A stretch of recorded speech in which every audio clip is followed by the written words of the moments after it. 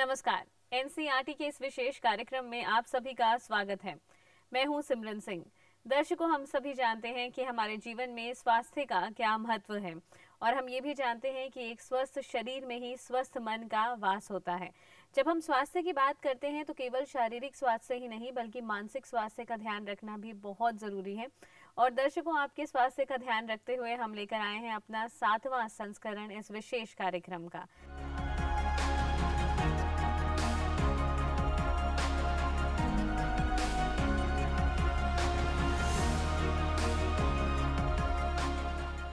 जिसके अंतर्गत हम बातचीत कर रहे हैं कि अर्धनारीश्वर चिकित्सा वेलनेस न्यूरोथेरेपी के माध्यम से किस तरह से इंसोम्निया यानी अनिद्रा के रोग को दूर किया जा सकता है।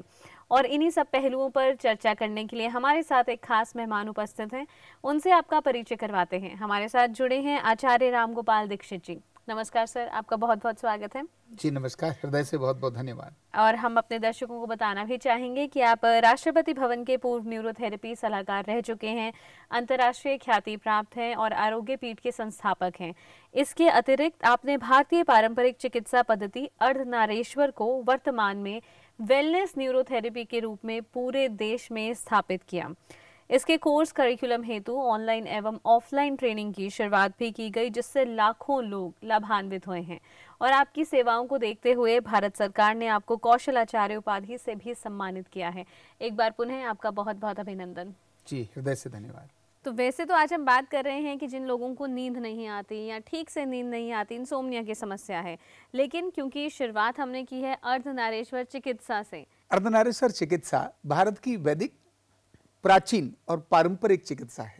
तो इसको मैं अगर परिभाषा के रूप में बोलूं और इसको समझाने के लिए बोलूं तो नाभि और अर्धनारीश्वर के सिद्धांत को ध्यान में रखकर ढांचे और केमिकल को संतुलित करने वाली एक वैदिक और प्राचीन चिकित्सा पद्धति है यह अर्धनारीश्वर चिकित्सा पद्धति यानी वेलनेस न्यूरोथेरेपी। अभी इस चिकित्सा के बारे में जब हम बात करते हैं तो ढांचा भी और केमिकल भी दोनों बहुत ही अलग तरह से नजर आ जाते हैं। जैसे एसिड एल्कलाइन केमिकल की बात करूं तो एसिड और एल्कलाइन ये दो ऐसे केमिकल हैं, एक ठंडा है एक गर्म है। एक अगर इम्बैलेंस हो जाएगा तो बहुत सारी डिजीज आ जाएंगी, बिल्कुल, और दूसरा इम्बैलेंस हो जाएगा तो दूसरे तरह की डिजीज आ जाएंगी। जैसे एसिड अगर आएगा तो कॉन्स्टिपेशन है, इंसोमेनिया, माइग्रेन, ऐसी बहुत सारी बीमारी आ जाएंगी। और अगर एल्कलाइन बढ़ा हुआ है तो उसमें लूज मोशन है, ब्लड प्रेशर हाई है, ऐसी डिजेनरेशन की अनेक सारी डिसईज दिखाई देंगी। तो इसको और सरलता से समझने के लिए डिसईज अनेक हो सकती हैं लेकिन डिसऑर्डर्स कुछ ही होंगे। तो डिसऑर्डर्स के बाद डिसीज होती हैं। तो डिसऑर्डर तो हमारे सिस्टम के ही, तो कुल मिलाकर देखें तो 11 सिस्टम्स आते हैं, उनके डिसऑर्डर हो सकते हैं। डिसीज हजारों हो सकती हैं, लेकिन इम्बैलेंस सिर्फ दो ही चीजों का होगा और वो है एसिड या एल्कलाइन यानी अर्धनारीश्वर का डिसबैलेंस। तो हजारों डिसीज को ठीक करने के लिए, 11 डिसऑर्डर्स को ठीक करने के लिए सिर्फ दो चीजों को डिसबैलेंस से बैलेंस मिलाने से ये सब ठीक हो जाती हैं। इसी को कहते हैं अर्धनारीश्वर चिकित्सा। तो अर्धनारीश्वर चिकित्सा के बारे में तो हमने आसान भाषा में समझ लिया है। आपसे ये भी जानना चाहेंगे, आज हम बात कर रहे हैं नींद नहीं आने की जो समस्या है, तो इंसोम्निया की समस्या ज़्यादातर किन लोगों में पाई जाती है? क्योंकि हमने अक्सर ये सुना है कि उम्र के साथ ऐसा होता है कि यदि कोई बुजुर्ग हैं, वृद्ध हैं, तो उन्हें नींद जो है वो थोड़ी कम आती है, ठीक से नींद नहीं आती। लेकिन क्या ऐसा बच्चों में या फिर युवक युवतियों में भी देखने को मिला है? 3 चीजें हमारे लिए बहुत जरूरी हैं, भोजन, व्यायाम और विश्राम। ये तीनों चीजें हमारी ठीक हैं तो हमारा स्वास्थ्य बहुत अच्छा रहेगा। लेकिन नींद डिस्टर्ब हुई तो किस एज में? तो बच्चा, उसको कम से कम, जो बच्चा पैदा हुआ है, पैदा होने वाले बच्चे को 16 से 18 घंटे सोना चाहिए। जब थोड़ा सा और बड़ा हो जाता है, जब चलना शुरू हो जाता है और थोड़ा पढ़ना शुरू हो जाता है, उस समय पर उसे 10 से 12 घंटे की नींद चाहिए।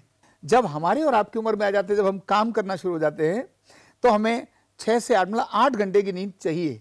अधिक उम्र हो जाती है, जिसमें अगर बोलूं मैं 60 साल से अधिक, तो ऐसे लोगों को 5 या 6 घंटे की नींद में भी काम चल जाता है। ऐसा एक प्रक्रिया नींद के बारे में रहती है। लेकिन बच्चों में नींद की डिस्टर्बेंस बहुत कम आती है। अधिक डिस्टर्बेंस आती है जब हम टीनेजर्स को क्रॉस कर जाते हैं, मतलब जब हम युवा हो जाते हैं। तो इसमें सबसे पहले जानना चाहेंगे इसके लक्षण क्या हैं इंसोम्निया के? कैसे पता लगता है कि ये कोई सीवियर समस्या है या फिर आपको सोने का शायद समय ही नहीं मिला इसकी वजह से नींद डिस्टर्ब हो गई है? लक्षणों की बात हम करते हैं। एक है बेसिक नींद की गड़बड़ी होना जी, दूसरा है सेकेंडरी लेवल पर और तीसरा है क्रॉनिक नींद की डिस्टर्बेंस। ऐसे 3 प्रकार की नींद को हम ऐसा नाप सकते हैं। माना प्राइमरी इंसोमेनिया या अनिद्रा किस बात को बोलेंगे, जैसे मेरे घर में कोई फंक्शन था, आज आपने यहाँ मुझे बड़ा काम दे दिया, चलो आए तो यहाँ बहुत बड़े सारे अलग अलग प्रकार के कार्यक्रम करने हैं, या कभी ट्रीटमेंट कैंप करना है, या कुछ ऐसा करना है, लोगों को पढ़ाना है, यानी काम बहुत ज्यादा हो गया। काम बहुत ज्यादा हो गया, तो 1 दिन या 2 दिन के शादी विवाह हो गया, या अचानक मुझे चोट लग गई, मुझे दर्द हो गया, सडन मुझे एकदम बहुत तेज जुकाम हो गया, रात को मैं सो ही नहीं पाया, इसको हम प्राइमरी अनिद्रा के रूप में बोलते हैं। लेकिन इसके सिम्टम्स हमारे ऊपर बहुत ज्यादा नहीं आते, केवल इतना ही आएगा, थकान वगैरह आएगी। लेकिन क्रॉनिक जो अनिद्रा है उसके सिम्टम्स हमारे शरीर पर आने लगते हैं, लक्षण आने लगते हैं। और वो कौन कौन से आते हैं? ज्यादा पुरानी नींद हो जाती है तो नंबर 1 थकान बहुत अधिक आती है, व्यक्ति को कहीं किसी से बात करने की इच्छा नहीं होती, ड्राउजीनेस छाई रहती है, दिमाग में कंफ्यूजन जैसी बनी रहती है, कंफ्यूजन बनी रहती है, बॉडी की शेप बदलने लगती है। और महिलाओं के लिए तो खासकर बोलूं, ये पुरुषों में भी होता है, लेकिन महिलाओं को डार्क सर्कल आ जाते हैं, चेहरे पर झुर्री आने लगती है, और इसके अलावा लेथार्जिकनेस के अलावा बहुत सारा चिड़चिड़ापन रहेगा, थकान महसूस करेगी, कंसंट्रेशन नहीं रहेगा, एकाग्रता नहीं रहेगी, किसी भी चीज को बताना है, पढ़ाना है, कहीं एक विषय पर जो बताना चाहते हैं उस पर हम नहीं रहेंगे। तो ऐसे अनेक सारे सिम्टम्स। और इतना ही नहीं, नींद जब गड़बड़ होती है तो इससे हमारा पाचन खराब हो जाता है, और पाचन खराब होता है तो मोटापा आने लगता है, इससे हमारी इम्यूनिटी कम होने लगती है, इम्यूनिटी, और एजिंग फैक्टर बहुत फास्ट हो जाता है। इसमें मतलब बुढ़ापा बहुत जल्दी उसको आ जाएगा, हड्डियों के अंदर कमजोरी बहुत जल्दी आ जाएगी। अधिक देर तक नींद ना आने से युवा ही क्यों ना हो, इनफर्टिलिटी के भी सिम्टम्स आ जाते हैं, फीमेल्स के अंदर भी इनफर्टिलिटी के सिम्टम्स आ जाते हैं। ऐसे बहुत सारे सिम्टम्स ऐसा हमारे को देखने के लिए मिलते हैं। भूख को लेकर के अपना जो व्यवसाय है उसके अंदर मन नहीं लगता, तो ऐसे अनेक सारे सिम्टम्स अनिद्रा के कारण से देखने को मिलते हैं। तो सर, यहाँ पर हमने इंसोम्निया के लक्षण तो जान लिए, लेकिन कम नींद आना या फिर नींद ना आना या ठीक से नींद ना आना, इसके कारण क्या होते हैं? क्या क्या मुख्य कारण हो सकते हैं? मुझे लगता है शायद सबसे पहले तो आप कहेंगे स्ट्रेस या फिर तनाव होना। क्या ये सही है? जो तनाव और डिप्रेशन है, तनाव, विचारों का भूचाल, ये जो अनिद्रा लेकर आता है, ये क्रॉनिक अनिद्रा में कन्वर्ट कर देता है। और किस तरह से होता है? जैसे युवक है, दोस्ती हो जाती है, अपेक्षा हो जाती है, वो जो मुझे लगता है फिल्म के अंदर ऐसे कई गीत हैं फिल्मों में जो नींद को लेकर ही बने हैं, कि मुझे बैर न नींद न आए, ऐसे करके बहुत सारे गीत हैं जो नींद को निदिया उड़ा के ले गए, पता नहीं कन कैसे। तो ये जो सारे हैं, ये सब विचारों के साथ संबंधित हैं। ये किसी के साथ अट्रैक्शन हो सकता है, उसकी याद हो सकती है, किसी के साथ द्वेष हो सकता है, किसी के साथ पीयर प्रेशर हो सकता है, किसी के साथ घृणा हो सकती है, किसी के साथ भय हो सकता है। ऐसे अनेक सारे विचार, कल क्या करना है, माना फेलियर का एक भय, फियर, किसी भी तरह की समस्या जो है वो हमारी नींद को इफेक्ट कर सकती है, बिल्कुल इफेक्ट कर सकती है। तो मानसिक कारण एक बड़ा कारण है। दूसरा आता है हमारे इंटरनल सिस्टम में बदलने वाली कुछ चीजें, जैसे केमिकल्स में चेंज। जब एसिड की मात्रा शरीर में बढ़ने लगती है तब भी इंसोमेनिया यानी अनिद्रा का कारण बनता है। क्रॉनिक अनिद्रा केवल इंटरनल होने वाली डिजीजेस या साइड इफेक्ट ऑफ मेडिसिन और मानसिक विचार, ये 3 मेजर फैक्टर होते हैं जो हमारी अनिद्रा का एक बड़ा कारण बनते हैं। तो जब हम इंसोम्निया की बात करते हैं तो ऐसा क्या करना चाहिए कि हमें अच्छी नींद आए? खास तौर पर हमारे खान पान में किस तरह के बदलाव करने की हमें जरूरत है? तो पहला है क्षमा करना और मांगना, मन को अपने पर काम करना है, नंबर 1। नंबर 2, ऐसी कुछ चीजें, मान लो एक उम्र हो गई, कुछ घटनाएं घट गई और हम नहीं कर पा रहे इन सब चीजों से, तो कोई ना कोई एक स्पिरिचुअल एरिया हमें पकड़ लेना चाहिए। भाई हम सभी किसी न किसी एक रिलीजन में बिलीव करते हैं, उस रिलीजन के अंदर भी हमने कोई मंत्र जप किया, कोई ध्यान किया, कोई प्राणायाम किया, इसको करने से भी हमारी नींद आने लगती है। तीसरा पार्ट इसका एक और महत्वपूर्ण है कि अगर हमने योग और प्राणायाम को जोड़ा, क्योंकि हम एक छोटी शेयरिंग दूंगा कि ये शरीर है, इसको मस्तिष्क नियंत्रित करता है, बिल्कुल, और इस मस्तिष्क को मन नियंत्रित करता है, और मन और मस्तिष्क दोनों प्राण से जुड़े हैं। जब हमको नींद नहीं आती तो हमारे प्राण बहुत छोटे होने लगते हैं, शॉर्ट ब्रेथ होना शुरू हो जाती है। तो इसीलिए पहले मन को संतुलित करना जरूरी है। अपने मन में संतोष लेकर आइए। बहुत ज्यादा अपेक्षाएं, बहुत ज्यादा भाग दौड़, थोड़ा कम करिए, पुरुषार्थ करिए। लेकिन एक संतोष के साथ इस जीवन की अच्छाई को ध्यान में रखकर कुछ परिणामदायक, कुछ सेवा की भावना रखते हुए आप दूसरों के लिए काम करिए, तो नींद आपकी कभी डिस्टर्ब होगी नहीं, और अगर हो गई है तो फिर से अपनी जगह आ जाएगी। पहला काम, जब हम लेट नाइट खाना खाते हैं तो हमारे अंदर वायु बनना शुरू हो जाती है। देर से जब हम खाना खाते हैं, देर से खाना खाएंगे, वायु बनेगी, तब फिर नींद गड़बड़ हो जाएगी। इसीलिए खाने में और सोने में 3 घंटे का अंतर जरूर रखना चाहिए। फिर आज के यूथ के लिए मेरा ये कहना है कि आपको जब जरूरी है तब अपने मोबाइल को और लैपटॉप को, कंप्यूटर को देखिए। यानी विश्राम सोने से पहले आधा घंटा पहले हमको अपना मोबाइल ऑफ कर देना चाहिए। दूर, मोबाइल, टीवी सब आधा घंटा पहले दूर रख देंगे। इलेक्ट्रॉनिक गैजेट्स हमारे आसपास है, उन्हें दूर कर दें। उनका डायरेक्ट इफेक्ट हमारे इस ब्रेन पर पड़ता है, जो हमारी नींद को गड़बड़ करता है। कई लोग जैसे अगर बेड पे सो रहे हैं तो साइड पे फोन रख के सोते हैं। बहुत खतरनाक है वो। अच्छा। वो तो खतरनाक इसलिए भी है, एक तो नींद को खराब करेगा, दूसरा मोबाइल में रेडिएशन होता है ना, यहाँ एक ब्लड ब्रेन बैरियर होता है। ब्लड ब्रेन बैरियर, ब्रेन में ब्लड जाता है, उसके लिए एक बैरियर है। उस बैरियर से कोई भी ऐसा टॉक्सिक ब्रेन में नहीं जाता, केवल मोबाइल ही उस ब्लड ब्रेन बैरियर को ब्रेक करने का काम करता है। तो इसीलिए मोबाइल को दूर रखना चाहिए, इससे भी निद्रा आ जाएगी। तो भोजन सात्विक हो, रात को हल्का हो, समय से पहले हो, गैस न बनाने वाला हो, ऐसा सात्विक भोजन करिए। रात को अनिद्रा के समय आपने दाल भी खा ली तो चलेगा, रात को फल भी खा लिया तो चलेगा।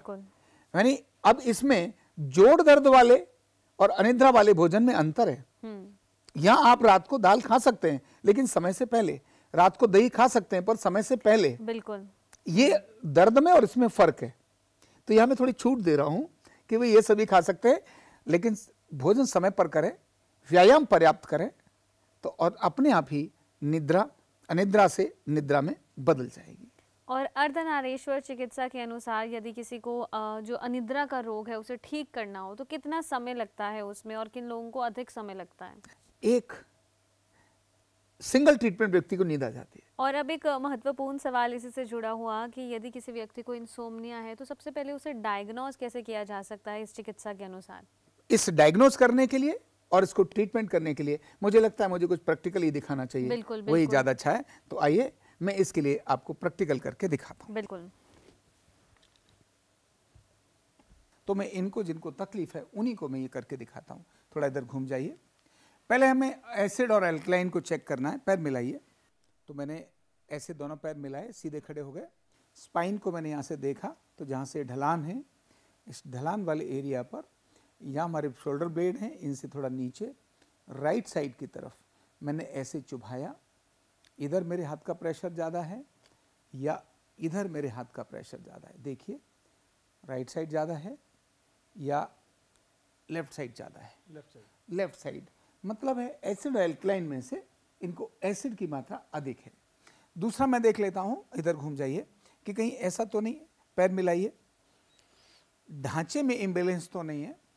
तो ढांचा आपका इतना इम्बैलेंस नहीं है। हाथ दिखाइए। मैं नाभि को भी चेक कर लेता हूँ। नाभि में थोड़ा अंतर है आपकी, इसका मतलब है कि हल्की वायु भी साथ में बनती है नींद न आने के साथ, इसीलिए हाथों में स्टिफनेस है।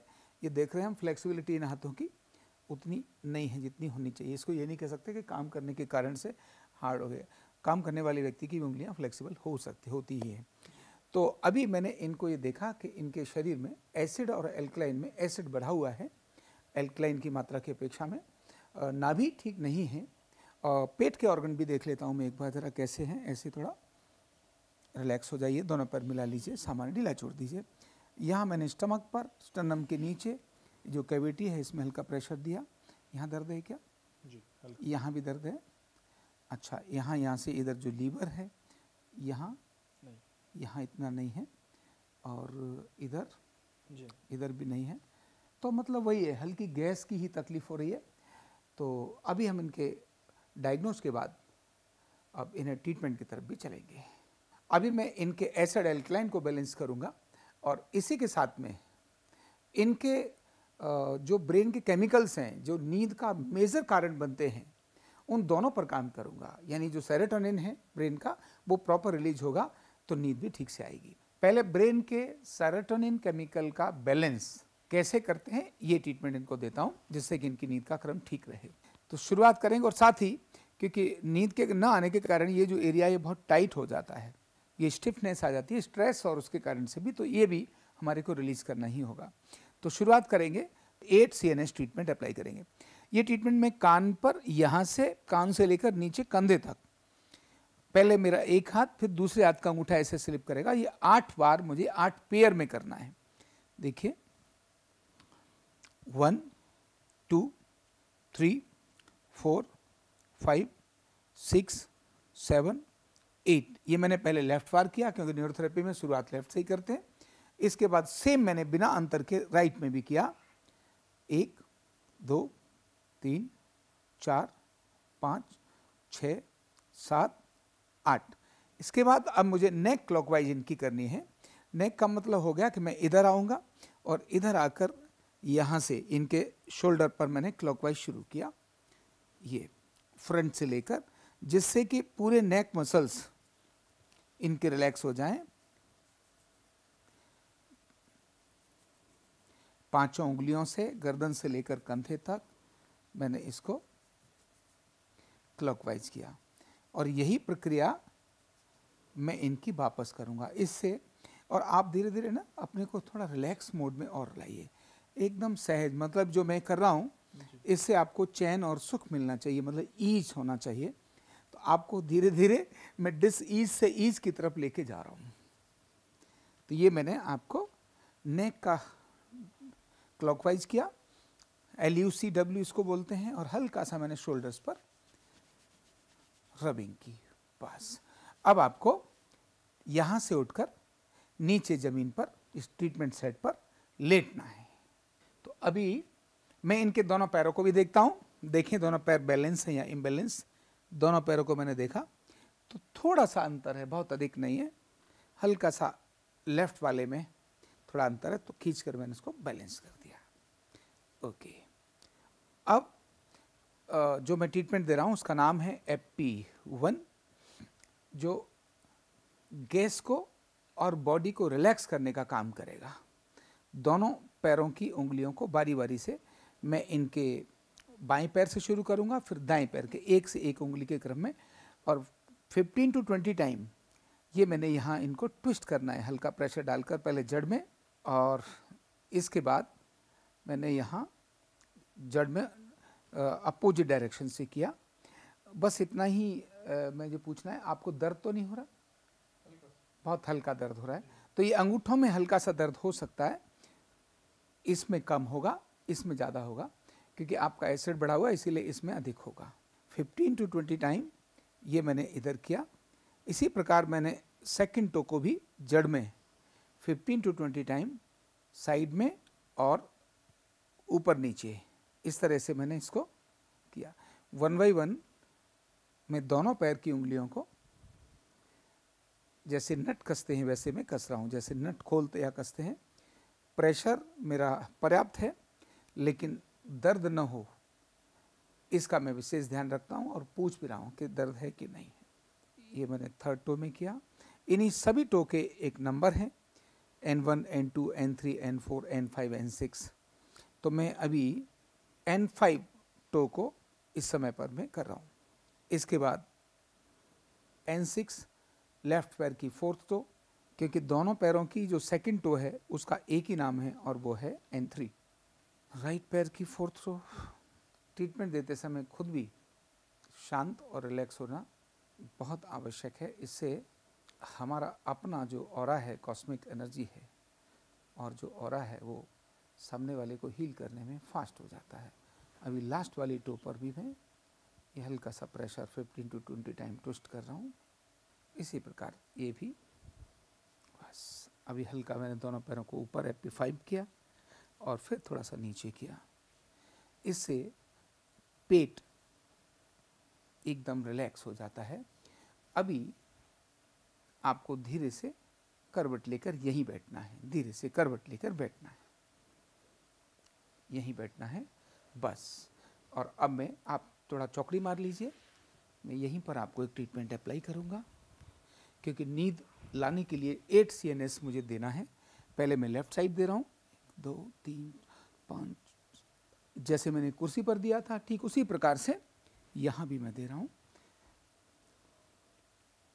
अब आप धीरे से करवट लेकर लेट जाइए, धीरे से पहले करवट लेना, जब भी कभी लेटना है तो करवट लेकर लेटना है।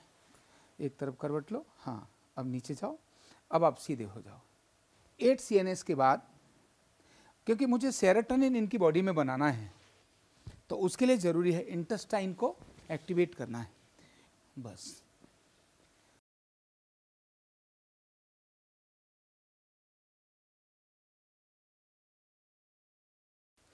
अपर, इसके बाद मिडिल,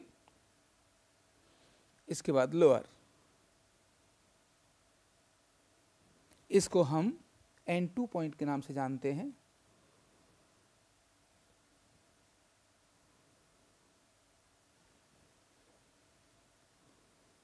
ऐसे 6 राउंड कंप्लीट करने हैं।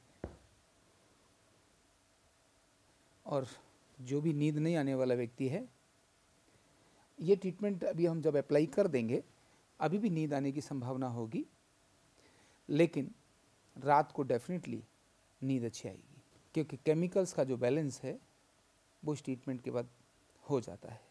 हमने 6 राउंड 3-3 पॉइंट्स पर कंप्लीट करना है। 5 राउंड कंप्लीट हो गए और ये छठा राउंड 6 सेकंड का पिंडली पर 3 जगह पर 6-6 सेकंड का प्रेशर डालना है। अभी आप धीरे से उल्टे लेट जाइए, धीरे से उल्टे लेट जाइए।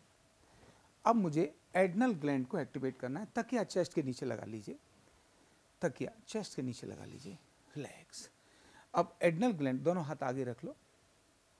तकिया रखने से हमारे को ये सुविधा होती है कि हम व्यक्ति जब लेटा है तो उसमें उसको तक दिक्कत नहीं होती। तो एड्रिनल ग्लैंड हमारा वहीं जहाँ हमने चेक किया था एसिड अल्कलाइन, वो किडनी का मिडिल था उससे थोड़ा ऊपर, यानी शोल्डर ब्लेड के नीचे जो स्पाइन है, स्पाइन के दोनों तरफ मुझे अपने हाथों से ऐसे खींचना है। बस ये काम करना है। देखिए ऐसे हाथ मेरे ऐसे रखे हैं, यहाँ ढीला छोड़ दीजिए बिल्कुल। शोल्डर ब्लेड के जस्ट नीचे, मतलब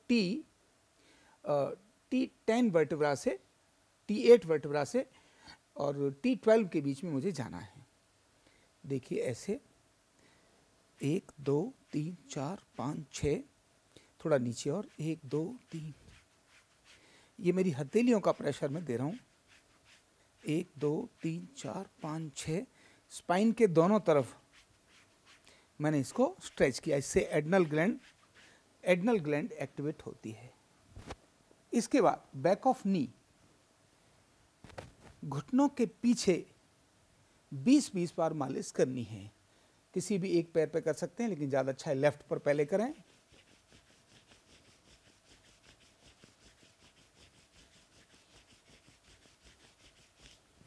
राइट पर भी।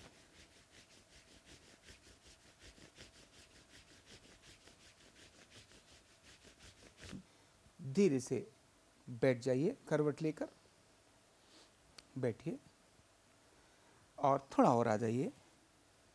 बैक ऑफ नी घिसाई के बाद अब मैं इनको बैक ऑफ हेड, जो ब्रॉडमैन एरिया है 17 और 18, यहाँ भी सेरोटोनिन का बहुत बड़ा रोल है, वो मैं करूँगा इन उंगलियों से।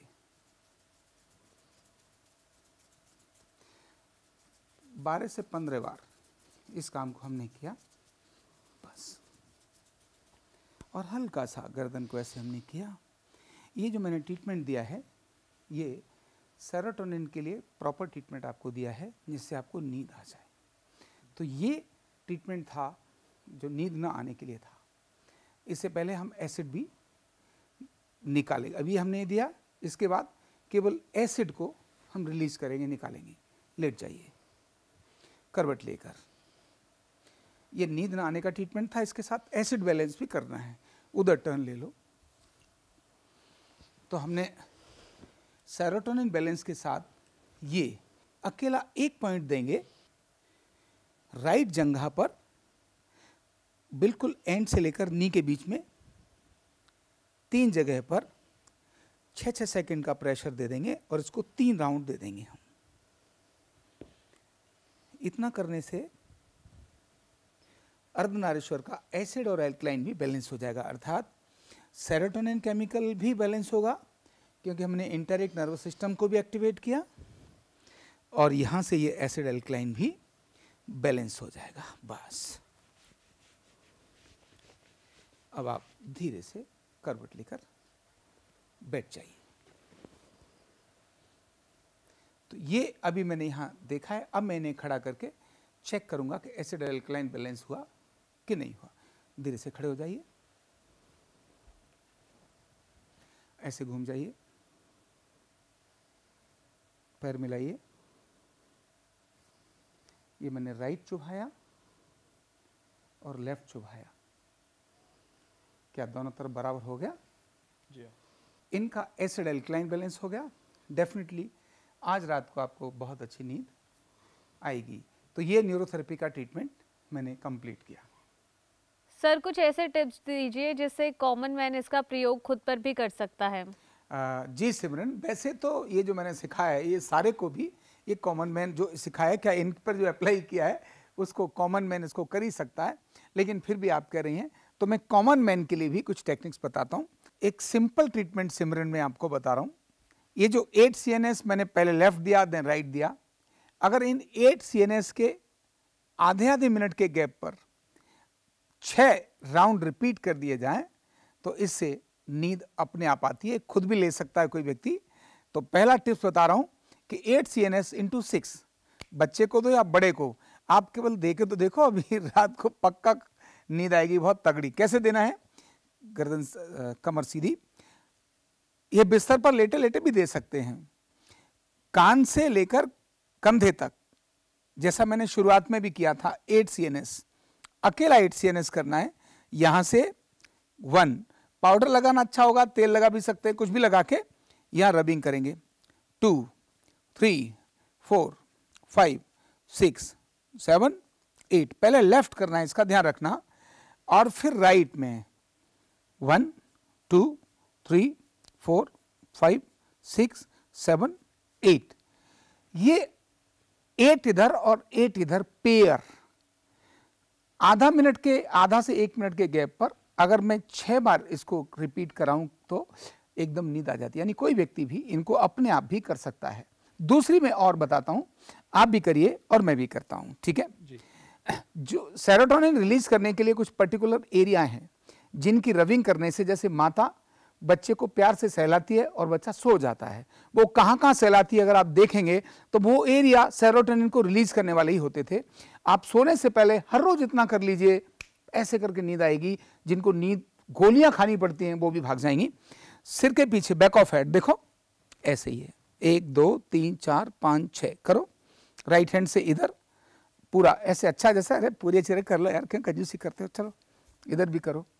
अभी दूसरे वाले, हाँ पूरा ठीक से, हाँ पूरा ऐसे करो, हाँ। तो सिर के पीछे जहां ब्रॉडमैन एरिया है, इसके बाद कंधों पर एक अपने हाथ से इधर या इधर, कौन सा हाथ आएगा आपका कंधे पर?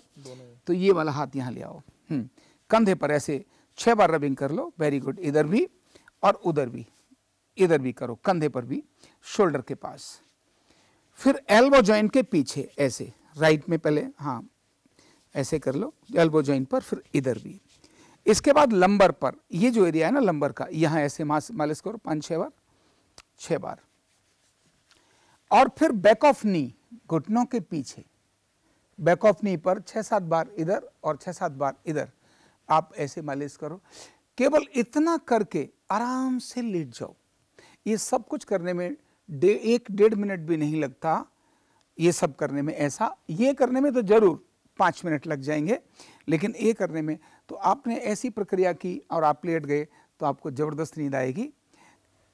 तो दर्शकों, अभी हमने एक डेमोन्स्ट्रेशन के माध्यम से समझा कि किस तरह से अर्धनारेश्वर चिकित्सा वेलनेस न्यूरोथेरेपी के माध्यम से इंसोम्निया की समस्या को, इंसोम्निया का जो रोग है उसे दूर किया जा सकता है। और जैसे कि सर ने बताया कि सिर्फ एक बार ही इसे प्रैक्टिस करके अनिद्रा की जो समस्या है उसे समाप्त किया जा सकता है।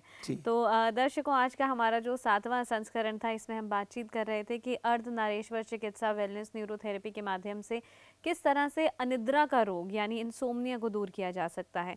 और जानकारी हमारे साथ साझा कर रहे थे आचार्य राम गोपाल दीक्षित जी। सर, आपका बहुत बहुत धन्यवाद हमारे साथ जुड़ने के लिए। हृदय से आपका भी बहुत बहुत धन्यवाद। तो दर्शकों, आज के अपने संस्करण में हमने जाना कि किस तरह से यदि किसी व्यक्ति को अनिद्रा का रोग है या इंसोम्निया की समस्या है तो अर्धनारीश्वर चिकित्सा से उसे कैसे ठीक किया जा सकता है। जानकारी हमारे साथ साझा कर रहे थे आचार्य राम गोपाल दीक्षित जी। सर, आपका बहुत बहुत धन्यवाद। बहुत बहुत आभार।